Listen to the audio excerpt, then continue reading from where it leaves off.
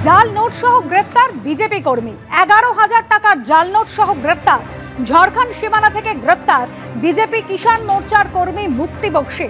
BJP কর্মীর কাছ থেকে 22টি জাল 500 টাকার নোট উদ্ধার হয়েছে।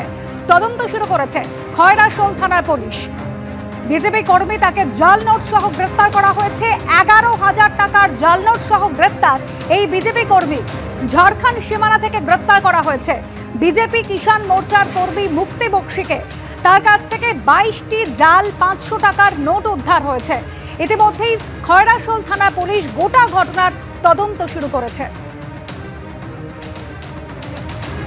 খয়রাশোল থানা পুলিশ ইতিমধ্যেই তদন্ত শুরু করেছে। জাল নোট সহ বিজেপি কর্মী তাকে গ্রেফতার করা হয়েছে। মোট 11,000 টাকার জাল নোট সহ এই বিজেপি কর্মী গ্রেফতার। জুলকারনাইন বলছেন তাকে ফাঁসানোর চেষ্টা করা হচ্ছে। তিনি আইন মেনেই জমি কিনেছিলেন। আর গত শনিবার এই জুলকারনাইনকে চেনেন না বলে দাবি করেছিলেন সুশান্ত ঘোষ। প্রথম কথা, গুলশন কলোনিতে বা কোথায় কি জমি ছিল ওকে আমি চিনি না। ওকে আমার এর আগে কোনোদিন ওর ফেসও আমি দেখেছি কিনা আমার মনে নেই। জুয়ার বোর্ড চালানোর অভিযোগ, গ্রেপ্তার তৃণমূল কংগ্রেসের অঞ্চল সভাপতি।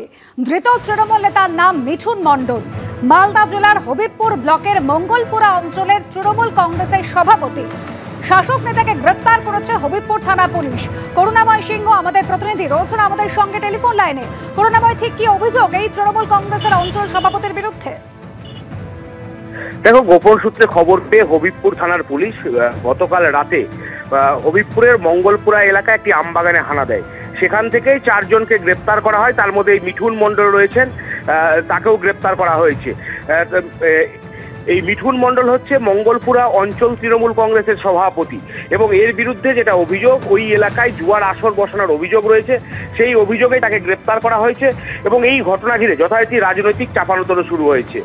অনুসুয়া, ধন্যবাদ করুণাময়। আরো জানিয়ে রাখি, জুয়ার বোর্ড চালানোর অভিযোগ ছিল এই তৃণমূল কংগ্রেসের অঞ্চল সভাপতির বিরুদ্ধে। দীর্ঘদিন ধরে তিনি জুয়ার বোর্ড চালাতেন।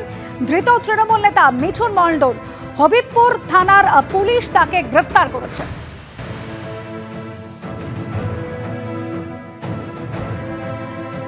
রাতে শহরে ফের অগ্নিকাণ্ড। নিউটাউনে ভস্মীভূত ফুটপাথের 5টি দোকান। গতকাল রাত 11:30 নাগাদ প্রথম একটি খাবার দোকানে আগুন লাগে।